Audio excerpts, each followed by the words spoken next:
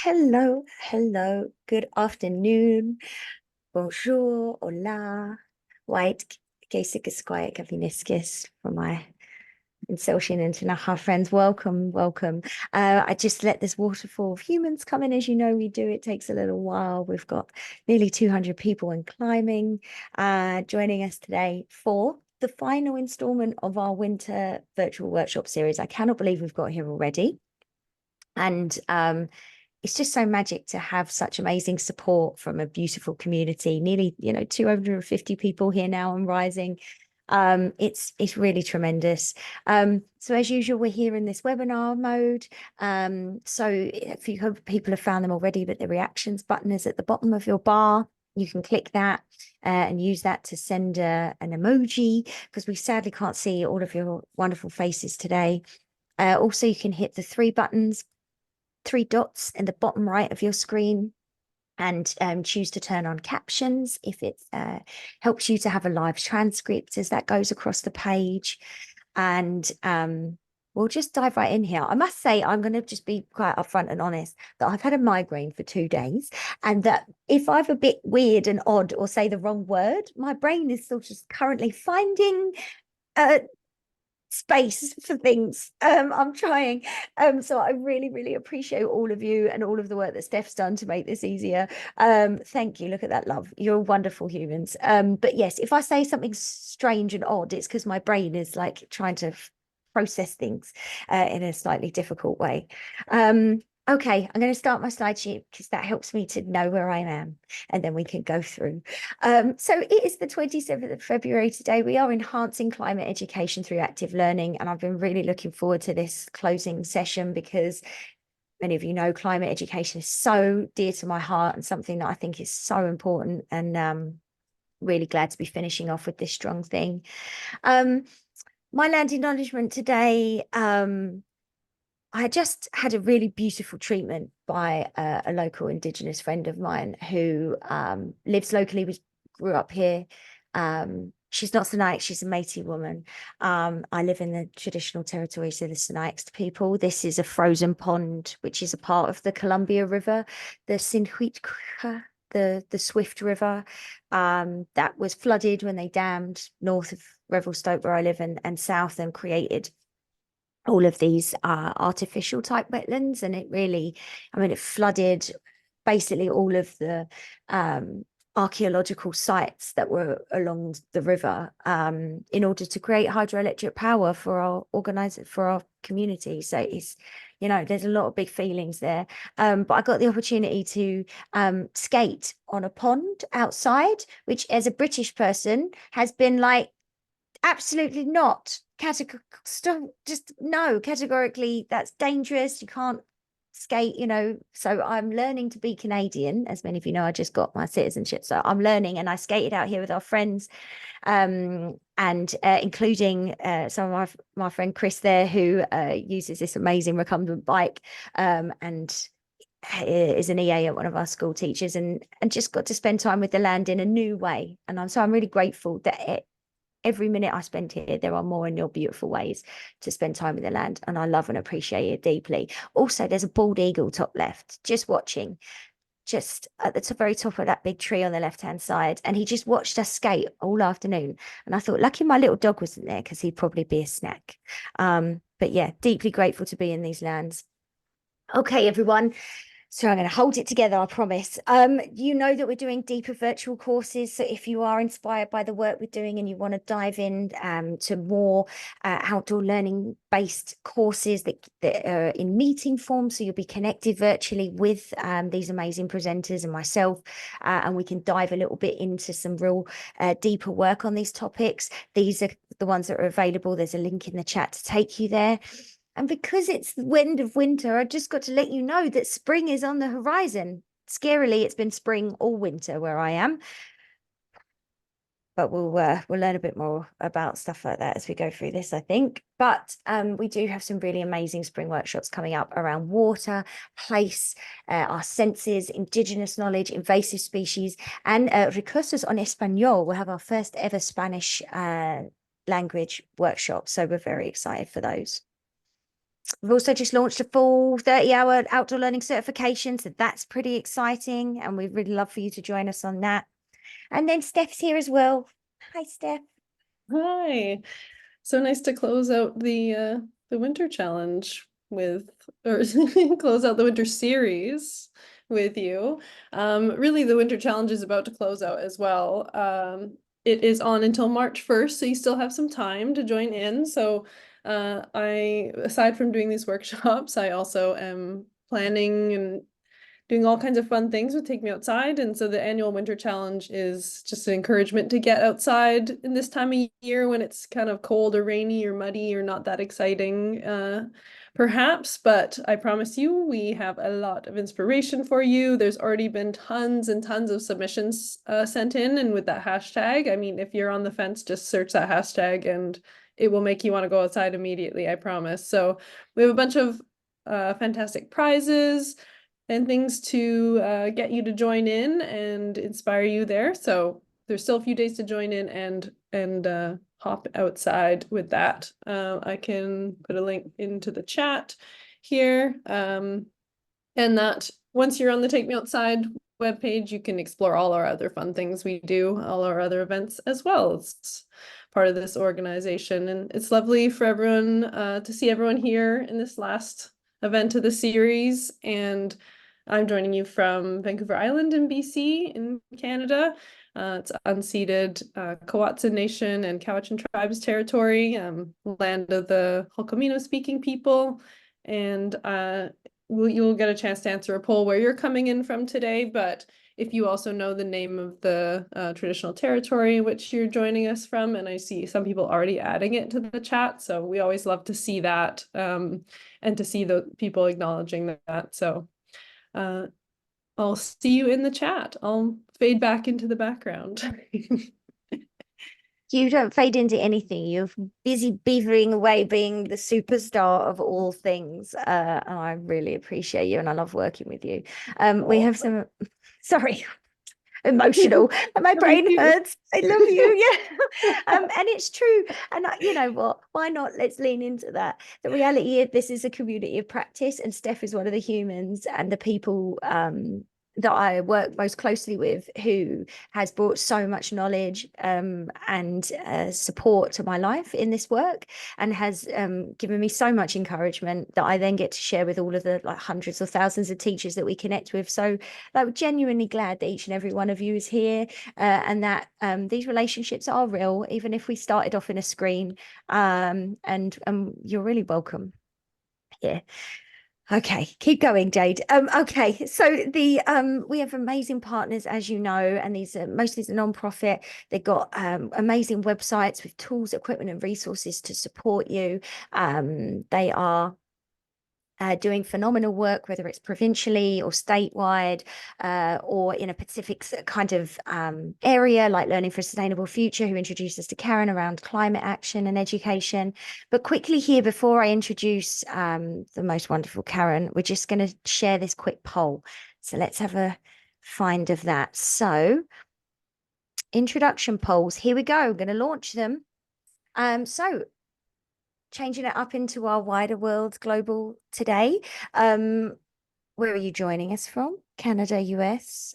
Maybe we'll get some people. Never had anyone from Antarctica yet. Apparently the Wi-Fi is not very good. And then if you scroll down, which kind of educator would you? I know you can only choose one, and I totally get that they're not all exhaustive, and there are sadly minimum sort of maximum options that we're allowed to use. So I'm going to just keep that open for 5 more seconds. 4, 3, 2, 1. I'm going to end that poll and share the results. So almost 50-50 here, just a little more with our Canadian friends, 57%. And as per usual, which this is just the most heartening thing for me, is that every kind of educator turns up here. It is just epic. And we're really grateful that we get to learn with you alongside you today. And so, here for the main event, let's dive in. So, Dr. Karen Acton is an experienced educator with knowledge of both K-12 education and higher education, because you've been a teacher, a principal, and worked at the Ministry of Education as an education officer. So, we're like touching on all those points. She was the environmental sustainability lead at an Ontario school board, and those are the big ones, for 5 years, using her passion and skills to invoke positive change at school and system levels, which is the work, right? It's that got passionate people, but how do we change the systems as well so everyone thrives? Karen is currently the assistant professor in the teaching stream at Wazi. I never know how to pronounce it properly, at the University of Toronto. And she also consults for the charitable organisation Learning for a Sustainable Future. And that's how we were really grateful enough to be connected to you in this instance, and not for the last. So your most recent publications highlight research interests around the challenges faced by environmental teacher leaders. That's you, people in there listening, and the importance of your transformative pedagogies, or the ability of transformative pedagogies in environmental and sustainability education to make real change. And so I'm excited to listen and learn on this one, Karen, and I shall pass it over to you. That's great. And thank you so much for that warm welcome. I am also going to share some slides here. So let's just see. Whoops, there's the wrong slide already. Okay, do you all see the first slide there? It says enhancing climate change education. I'm going to see whether or not, yes, there's the thumbs up. Okay, I'm really pleased to be here today to talk to you about climate change education, because as Jade was alluding to, this has been a passion of mine for a long time. I had this in all my previous roles when I was a teacher or a principal, especially when I got chosen to be the environmental sustainability lead in a school board. But I am still going strong as an assistant professor, even though I'm in I am in the educational leadership and policy part of OISE, but I managed to sneak in my passion anyway. Okay, so for today, I'm going to start the presentation by giving you some highlights of the results of a national climate change education survey, and I helped conduct this in my role as a consultant for the charitable organization Learning for a Sustainable Future. And then next, for the bulk of the session, which I think you'll enjoy, I'm going to share some critical thinking active learning strategies for teaching climate change. I want to add to your toolboxes. And then finally, just really quickly, let you figure out where you can access even more resources. And we're going to jump right in. So, highlights of the climate change education survey that ended in 2022, but that we keep presenting and talking about now because it's going to get redone again, but not until 2025. So why did we conduct this survey? Well, you might know there's a number of surveys on perspectives on climate change, but there's really few surveys on climate change education. So we conducted the first survey that we did in conjunction with Lakehead in 2019, and we wanted to see if Canadian perspectives have changed since then, and you'll be pleased to know that they have. And we also knew that things were changing, and we wanted to include questions on issues that are becoming more prevalent, such as mental health, Indigenous knowledge, the influence of COVID, and youth engagement. We were really happy with the 2022 survey because we got double the participants in the updated survey, over 4,000 Canadians across Canada. And we also got better representation from the stakeholder groups. So we divided it into educators, students, parents, and the general public. So just a quick overall highlights that show a large majority of Canadians are certain that climate change is happening and that they're concerned. Because you can see that over 70% feel that we're experiencing a climate emergency. So those are quite urgent words. And they know that this poses a risk to Canadians. 82% of Canadians feel that we have failed to care for the planet. That's a remarkable percentage. And the pandemic, as a consequence of the pandemic, 74% of Canadians felt more aware of how interconnected we are across the entire globe. All right, and I'm also going to try to do a poll. We'll see if it works as well and as seamlessly as the one that Jay just did. But I want to have this be a bit interactive. So what I want to do is I want to ask you this question. So we embedded a basic knowledge quiz in our survey, 10 questions. And in 2019, only 57% passed. So they got 5 or more out of the 10 questions right. What percentage of Canadians do you think passed in 2022? So let's see. Actually, I think, Jade, you might need to stop sharing, or can I do that?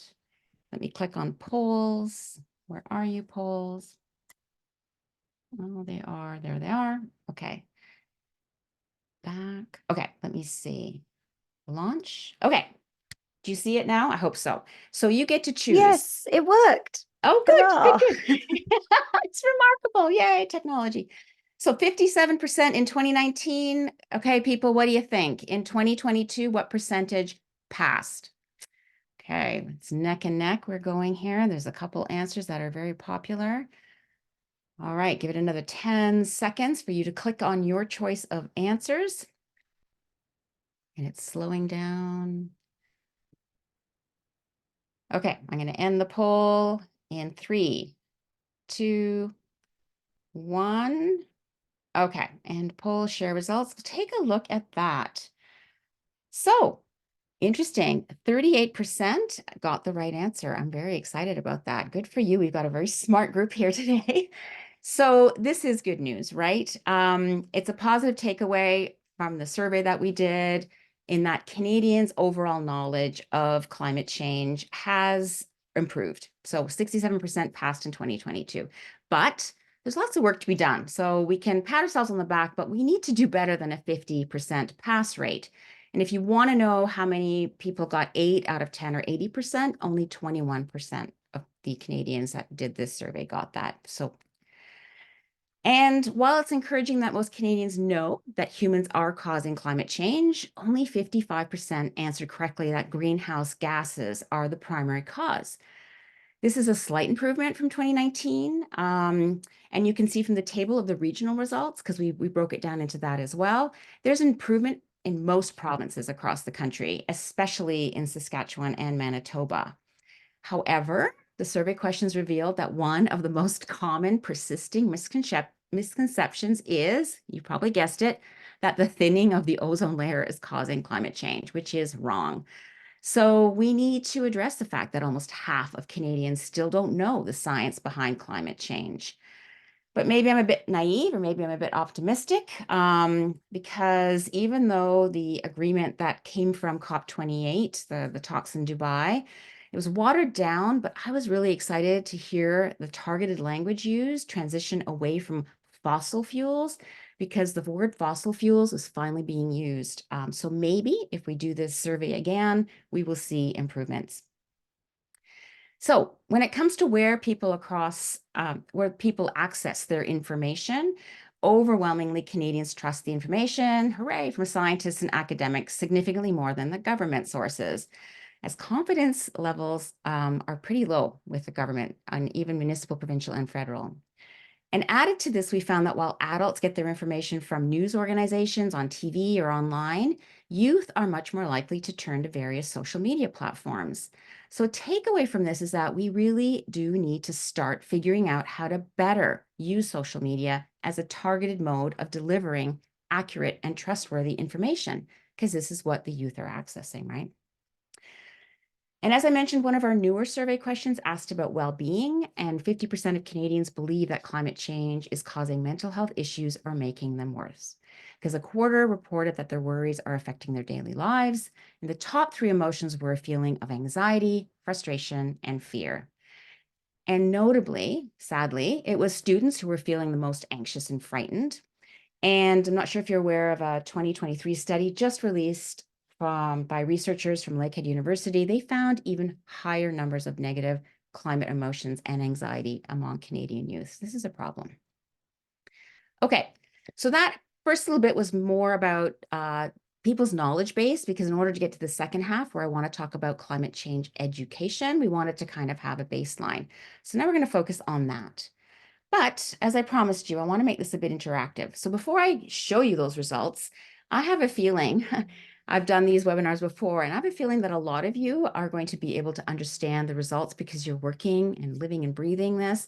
So I want to ask you to jot down some of your thoughts.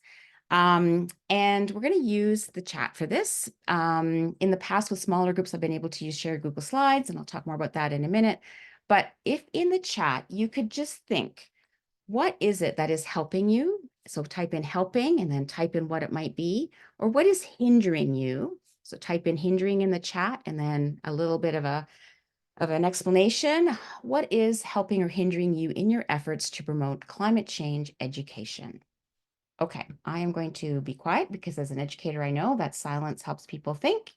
I'm going to take a look at the chat to see what is coming in.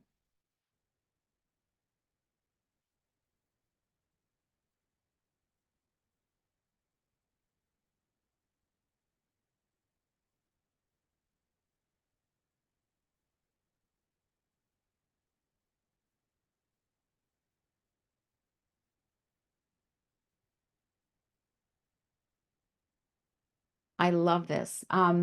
Purposefully, as an educator, I put the word helping before the word hindering, because if you're an educator, you've done any kinds of work, you know that people immediately go for the negative and what is impeding them. But take a look at this. There were so many people typing in what is helping them. And I agree. It's amazing how if you've got allies, if you've got really good resources, if you've got things like people that are showing empathy. Sometimes what is helping is that you understand that you can access the traditional ways of our first people. So awesome. And hindering, yep. Also, some of you don't have access to really good resources, and some of you don't have time, and some of you find that there's people who are resistant to what you are doing. So yes, okay, these are awesome answers. I really appreciate this. Okay, let's see.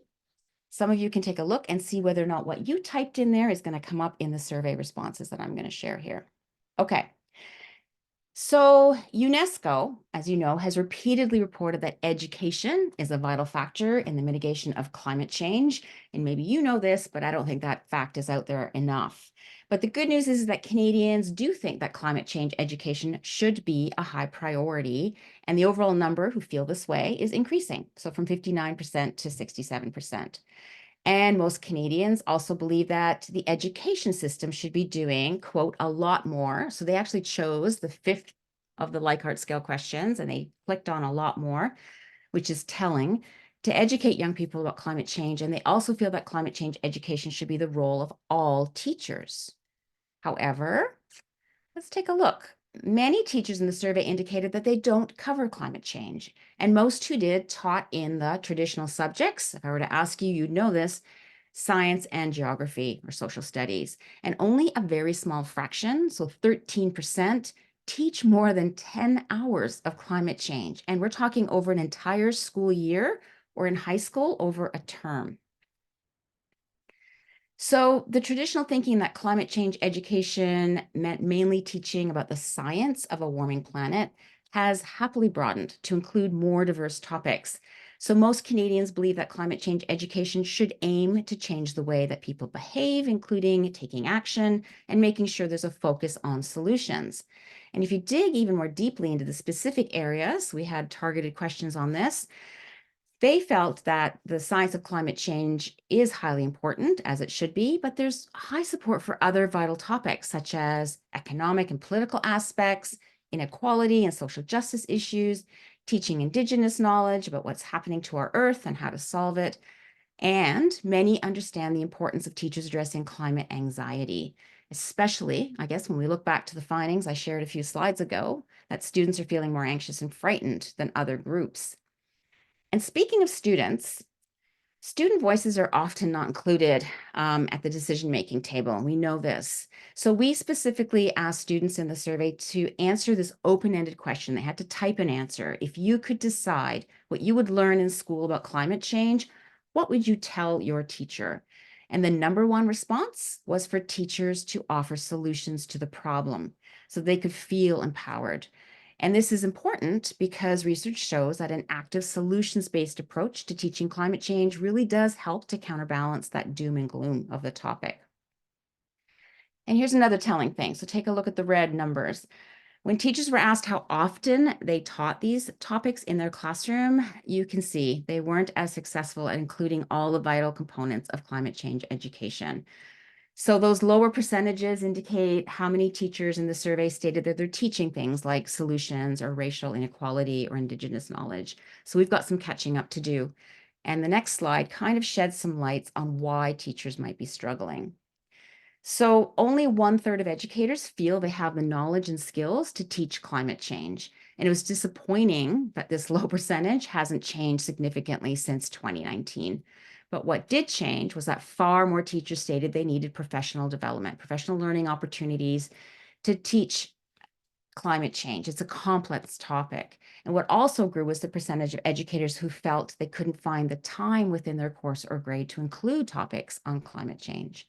So what do specifically they need? Well, they need more resources, updated curriculum, opportunities to learn about instructional strategies that include how to extend classroom learning outdoors.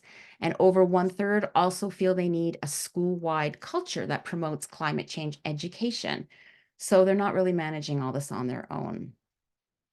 Okay, that was really quick. That was meant to be a snapshot of some of the main highlights of the climate change survey.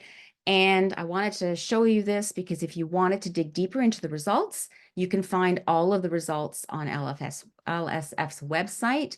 I suggest starting with an executive summary, that's the highlights, or there's these infographics as well. I had a few of them in my slideshow here. They're a great way to share the highlights with the others too. So go to the LSF website and click under finding out about the research policy survey. Okay. So that was meant to provide a bit of context for what's coming next. Because in response to the significant need voiced by educators for effective climate change resources, LSF created a number of new educator tools. And during this part of the presentation, the goal is to help you acquire some new evidence-based strategies. And I decided to focus on a sample of the content that is found in these inquiry guides. So these are guides that were created by teachers for teachers. And the first one was the 7 to 12 guide. And these are all free resources on the web. And due to popular demand, it was adapted for the lower grades as well. And you can use them any way you want. You can follow them chapter by chapter. There's lots of different themes, or some teachers like to flip through it and they pick and choose to integrate maybe a lesson plan or an active learning protocol or a video or a website. It's just chock-a-block full of things on solution-focused action. And they were definitely based on a very specific pedagogy. So these guides are uniquely designed. So climate change teaching and learning is a very nuanced beast. You can't just use the traditional modes of teaching, teacher-directed methods. You need to become a facilitator using higher order transformative learning so students can critically question their assumptions. They can change their values, shift away from their previous thinking. So transformative learning strategies really form the basis of all of these guides so that there's critical thinking, problem-solving skills, student-centered learning. So that was just a quick mention of the importance of that in these guides. Okay, so let's dig in.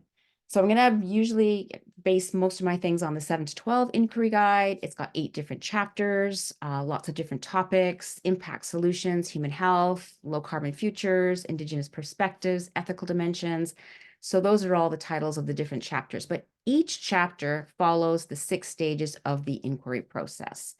So it's shown on this slide. So it goes from provocation to question generation, knowledge building, determining understanding, pursuing learning, and consolidation. So when you follow this flow, you really get a wonderful student-centered approach. And what I'm going to do, so they're circled in red now, I'm going to take you through a few strategies in the different stages of this inquiry process, with the purpose, as I said, of expanding your own teaching toolkit of active learning strategies.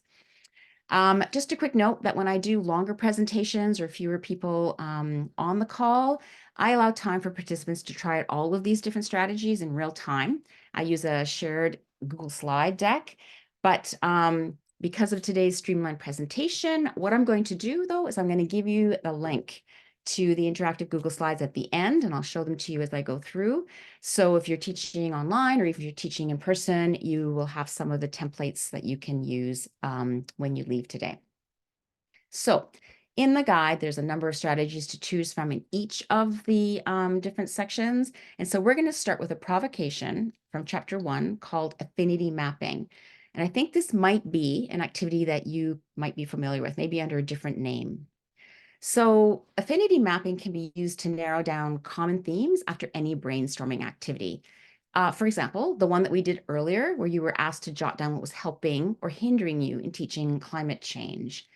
So in the past, I did this on the shared Google Slides, and people would go in and look at it, and you review the ideas generated in the brainstorming phase, and then you look for common themes and you group the ideas accordingly.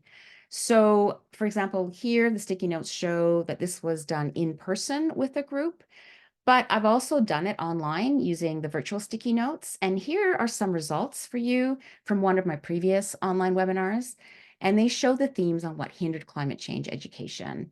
So I think some of these came out as well from some of the responses that you gave. And what I love about this is the conversation that happens, the discussion that happens, the analysis that happens when students or adults get together and they try to come to a consensus of the main themes. And then they talk about what happens afterwards. What are the gaps? What are the next steps?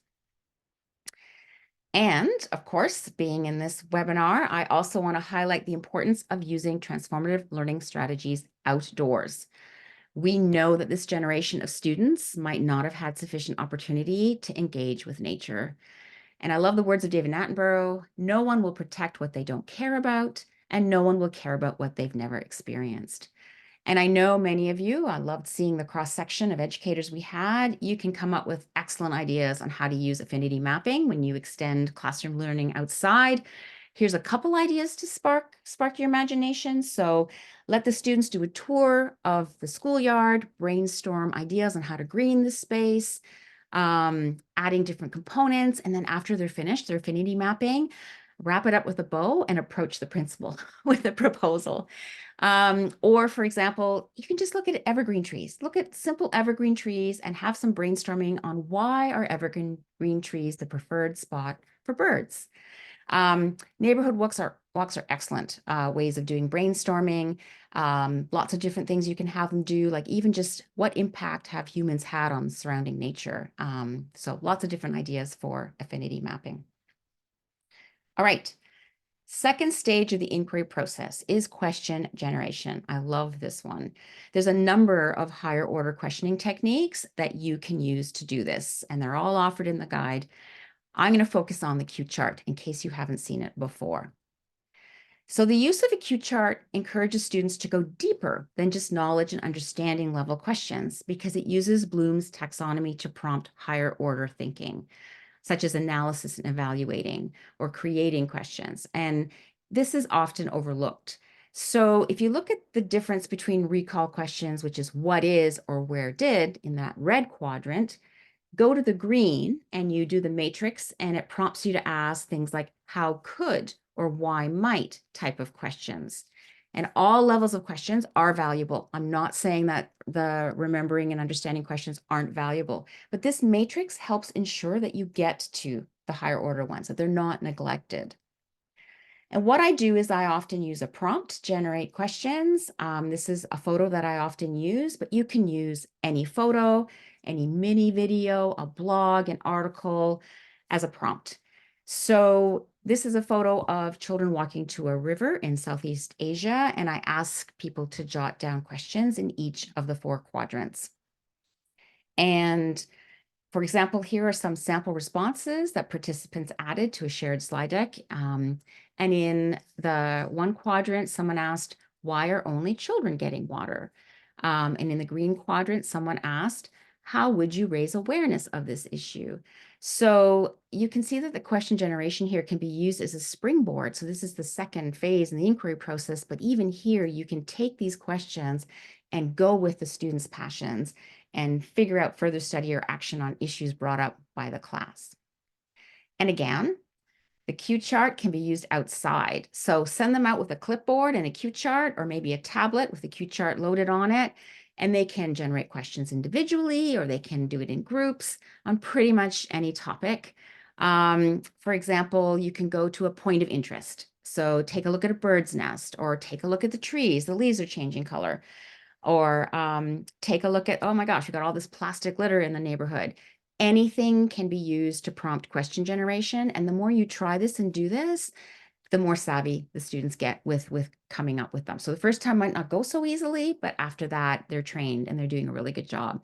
And then you can leave it totally open and take them on a nature walk and just see and be amazed at what piques your students' interest on just simply walking through nature or even down the neighborhood street. All right, we're on to the third stage, knowledge building. And I'm using a protocol that you might not have heard about. It's called 6 Thinking Hats. And this activity is where people are asked to look at an issue from multiple perspectives. So I talk about 6 thinking hats because many protocols are limited to finding only positive and negatives, right? But these 2 viewpoints are included in this activity as the yellow and black hats, but there's also many other important perspectives. So you've got that green hat for creative alternatives, or the blue hat for what planning is needed. The white hat is just the facts, but the red hat. I love the red hat when discussing climate change issues, the all-important feeling or emotions hat. And I've not only used the 6 thinking hats with students in my class, everything from the high school level to the graduate student level at this point in time, but I've also used it with adult stakeholders in a committee meeting to foster more rounded outcomes in the decision-making process.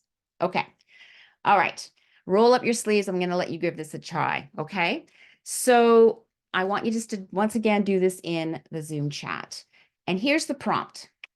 Should every class in all schools be expected to extend classroom learning outside at least twice a week?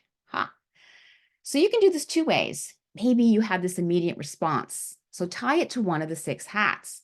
Or maybe you want to look at one of the hats and try to come up with a response that is with that hat. I'm going to give you a minute, unlike in real classrooms where I'd give you adequate time to do this for contemplation, but let's do some speed jotting. So just pop a response as quickly as you can in the chat. To help us know what your response fits, write down either cautions before you start or facts, process, alternatives, feelings, or benefits. You can also just choose the color of the hat. I like to see what you guys come up with. Should every class in all schools be expected to extend classroom learning outside at least twice a week? All right, let's see what the chat has to say.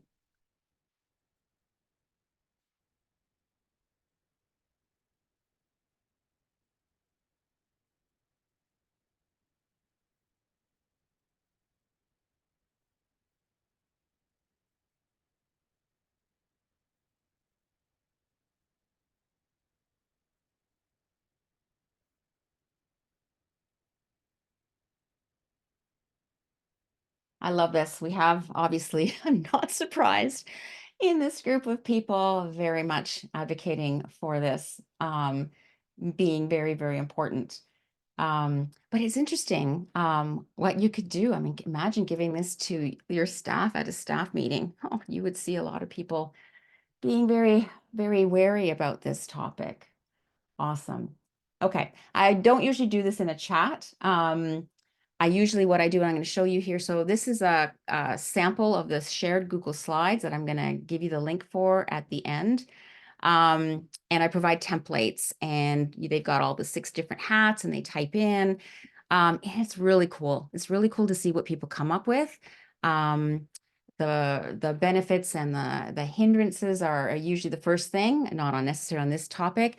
But I love like even the creative. And as some of you said this, like, why only 2 times? You should aim for higher, maybe not just 1 hour each time. And lots of other different creative ways of trying to figure out that this can be done in a way that supports other teachers. Because what I learned when I was the environmental sustainability lead was I got the principals to buy in, let your teachers go outside. And then the teachers, I thought, oh my gosh, the doors are going to be bursting open and everyone's going to get out there.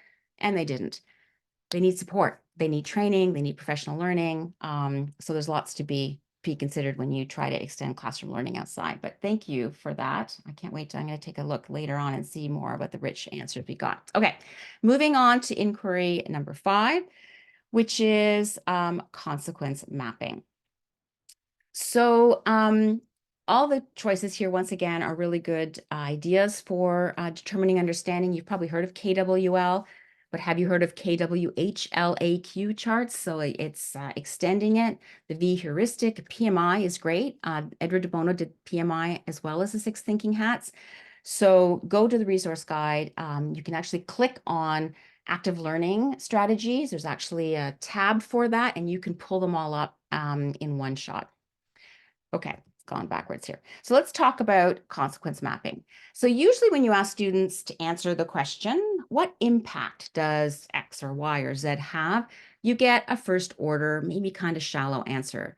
So consequence mapping, once again, encourages going deeper into causes and effects. And this is where you often see students ending up with consequences that include the social justice implications and the impacts on marginalized groups. So a consequence map can look like this placemat version, and this is from Let's Talk Science. And I adapted it, so when I do it online, I find it easy to use this flowchart version because it allows for multiple levels of consequences. So they just type in there, and they can do it in group form or they can do it individually. And once again, any strategy can be used outdoors, should be encouraged. So here's one suggestion on using consequence mapping outside. I encourage you to find many other ideas, but let's say that students are asked to observe cars or buses idling in the school drop-off areas. So this slide shows responses from students, maybe in some of the higher grades. Maybe they've studied that idling vehicles emit gases like carbon dioxide, nitrous oxide, volatile organic carbons, particulate matter. Maybe now you're realizing that I used to be a high school science teacher. So there's many ways to indicate tertiary, secondary, tertiary, and even higher consequences, right? And if the students don't come up with these inherent social justice issues on their own, maybe some of the younger students, well, when you take up this activity, that's the opportunity to discuss their maps and maybe add more of like that kind of stuff in.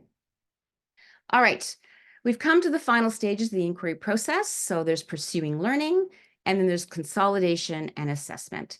And so for the consolidation and assessment, I'm going to jump right to that. I'm going to share a final strategy with you. It's called RAFT. So if you haven't seen the RAFT strategy before, it's like an augmented choice board, right? Choice is an important component in student-directed transformative learning because it increases student engagement. It increases their interest. It also allows for solutions-focused consolidation, right? So students might take this further in the form of an action project. And when they do this, maybe their feelings of anxiety can be mitigated. They can feel like they're doing something, even a small something. They can address a small issue related to climate change. So you as the teacher can come up with the ideas under each of the different categories, the role, the audience, the format, the topic, or maybe you can invite the class to help you brainstorm on what they would like to do, especially for the topic. So just a quick example here of a possible combination that a student might choose to demonstrate their learning. So they might really like the idea of being a scientist, and they want to inform the general public. They're going to do 5 solutions to food waste, but they're tired of always having to write in class. They're not the best writer, but they love making videos. They're pretty savvy on their smartphones, and they're excited because the teacher said they're going to share what they produce in this consolidation at a special assembly that the teacher has scheduled with all the students in their grades. So all the other grades will be able to see their work. And we all know when there's an end goal in mind, sometimes the product becomes a little more better. Okay, so I hope I've given you really quick background on the importance of using active learning to teach climate change inside and especially outside, and that I've helped you to add a few additional strategies to your teaching repertoire. And as promised, I'm just going to give you a link to the shared Google Slides. Let me see if I can just put that into the chat box right now.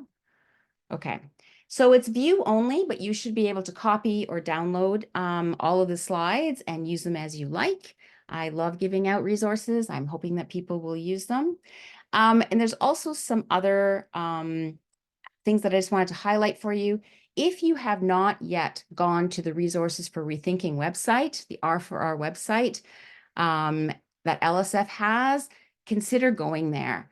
If you're pulling your hair out that you don't know if something's good or not, 1,700 lesson plans, books, outdoor activities, videos, apps, games, and more. You can search for things. It can be connected to your curriculum.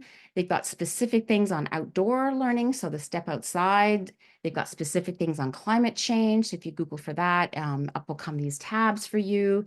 It's excellent. I learned recently that it was actually a government grant that started this this website, and they actually just recently got more money, and they've upgraded it and they gave it a fresh look. So it's an excellent website, and I always encourage teachers to go to it. Take a look on the website. There's Step Outside, Nature Guides, Learning Inside Out. If you don't like Eco Schools because you are done with it, because I mean, I loved it, but some people got tired of it. Some schools wanted something new. There is a new thing, Sustainable Future Schools. So think about that. They're more focused on the sustainable development goals. You can sign up for programs, professional development, youth forums, and you can also sign up for action project funding. So up to $500 to support things. Okay, so think about what you learned today. Try to make a pledge or goal in your mind before you leave today on, okay, I learned a lot. I've got some new strategies. What am I going to do this week? This week, what am I going to do? What has inspired me to change a practice, to increase my repertoire? What am I going to do this week to support climate change education? All right, and I wish you lots of success in your efforts to support climate change education as we go forward. And thanks for listening to me. I hope I've given you some ideas. Oh my goodness, just a few. Understatement of the year, of the season. I knew that this was going to be fantastic. But I think what feels especially powerful to me is the way that you clearly have so much knowledge about the topic, but also as an educator and in that realm, right? So often we come to it from like a science brain and it feels without it. And the integrative approach that you're showing of also how we transform the way they're thinking, the way they're building questions and inquiry. It's just like, how magical will that be to your students then to apply that to their own decision making, to apply that in math or English when they're looking at the way that they describe things and the language that they use. It's magical, Karen. Like, thank you. I feel really, really inspired by that. So, and those resources are free, everyone, right? And of course we were on those older grades, but they are ones down for younger grades too. Okay, we've had a couple of questions come in. How are we doing for time? Oh, lovely. We've got 5 minutes of questions, and then stick right to the end because we will give away 4 prizes as well. Don't forget. Okay, Karen. So Isabel asked about, can we get the link to the stats that you referenced right at the beginning? Is that in a paper online? So yeah, so that was the survey. So let me find that exact link for you. If you go to LSF, I just type in Google LSF survey. And I put it in the chat earlier, but I can re-put it in there.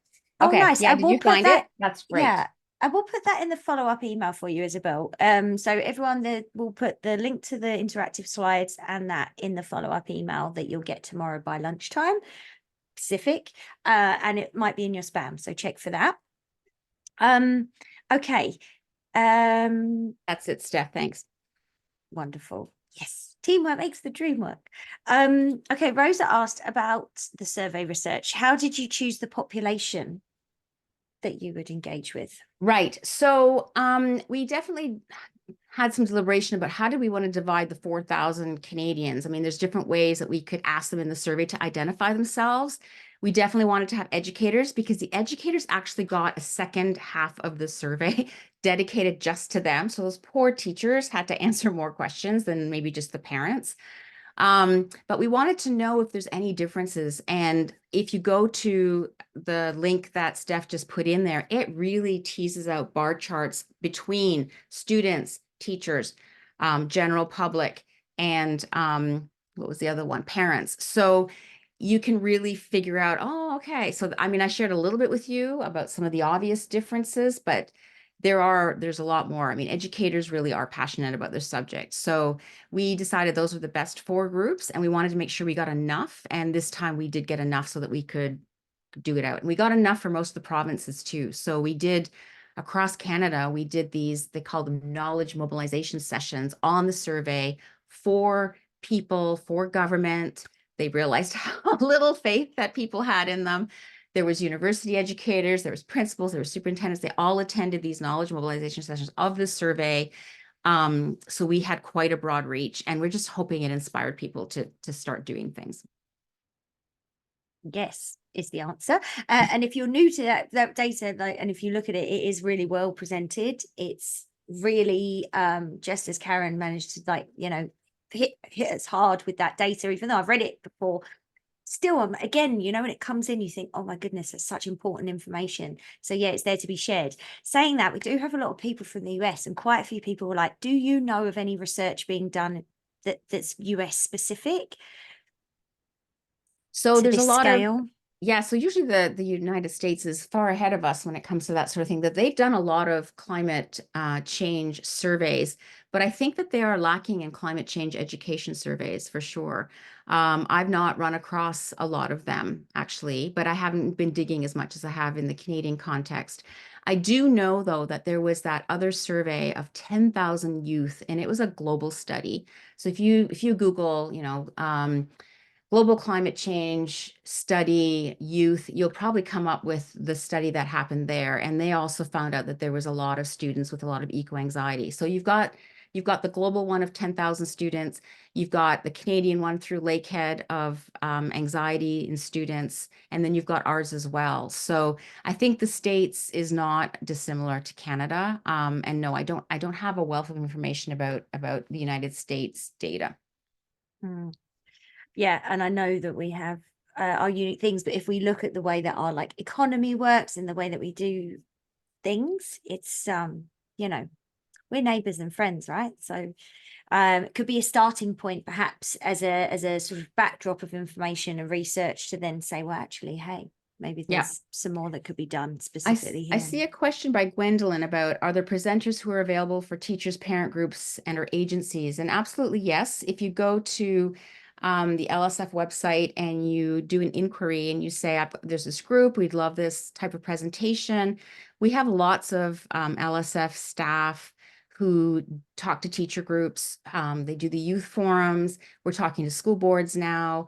So yeah, if you want someone to come and talk to your group, it's Elaine who is the one who handles that. I'm more of the overarching big picture person.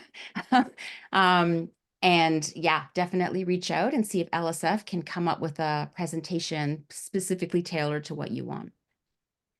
And I can say, having worked with Elaine and Pam and you now, and lots of people at LSF, like, the quality of the offerings, both through resources and deep knowledge within the education system, and applying that is incredible. So you do really well to connect with them there.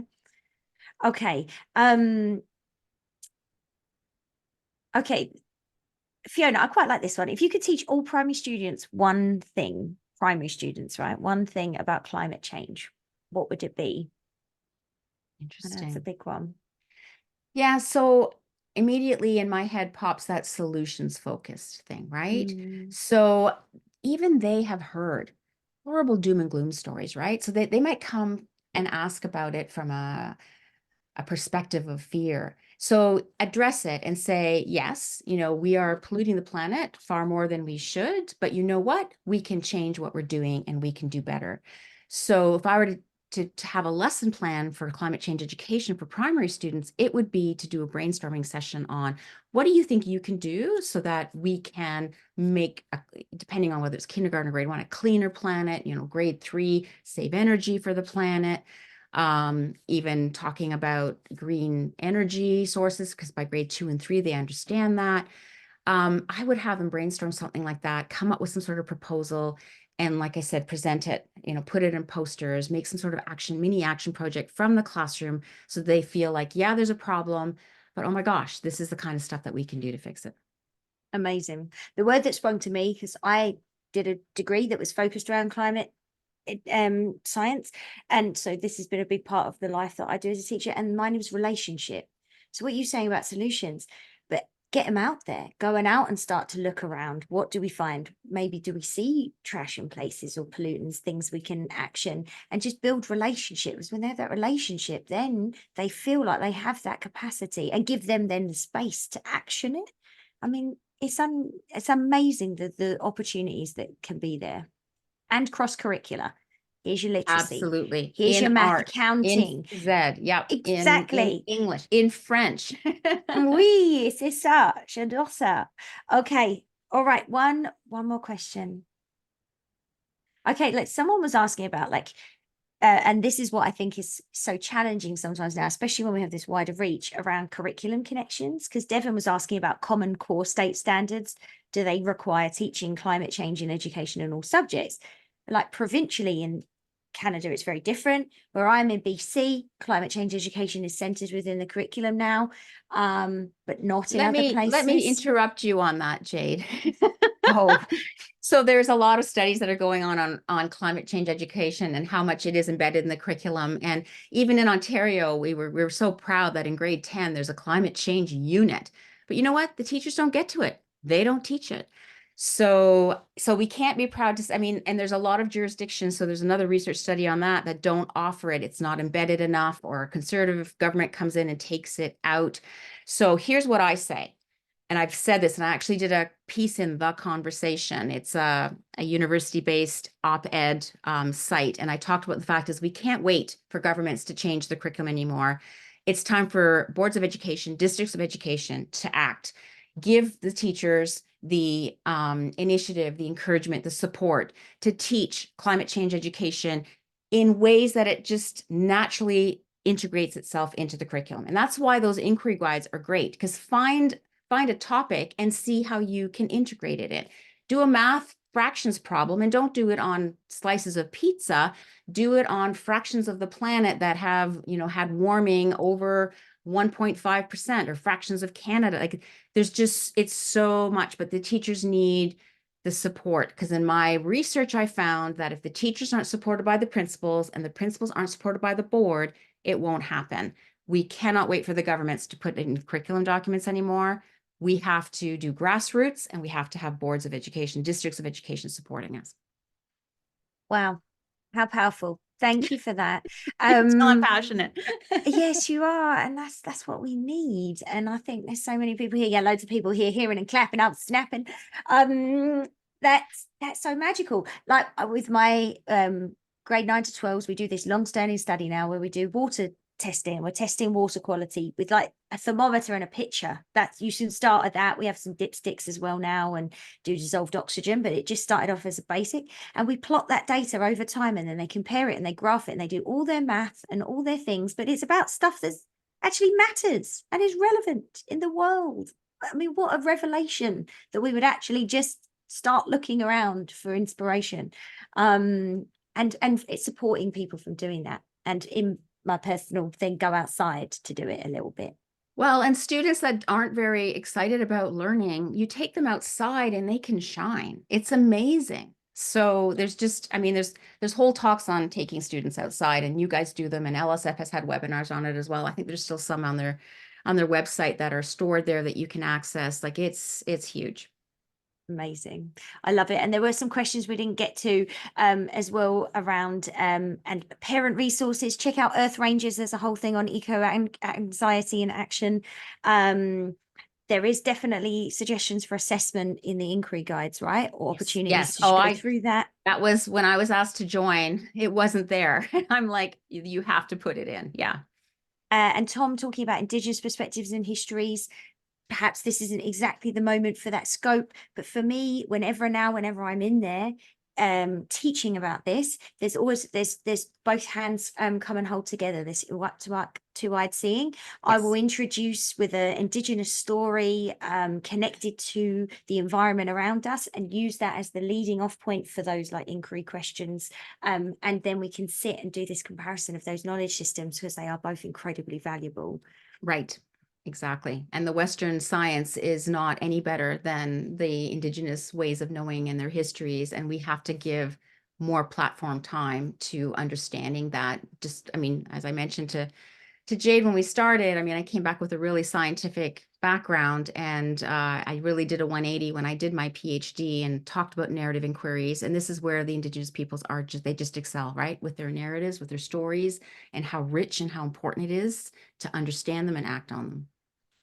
And that's beautiful. And the more I move into spending time, and yeah, we have a heap of different Indigenous-led workshops that you can see in our recordings, when we start to just embed those things, reflective opportunities for reflection. I never used to sit with my class and reflect. It was like, unless they were writing an answer in a book.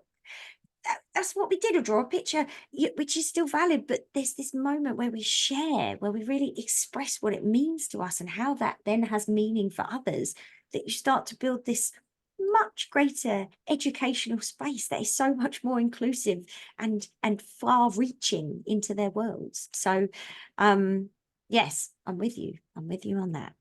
Oh my goodness, I could just talk to you for days.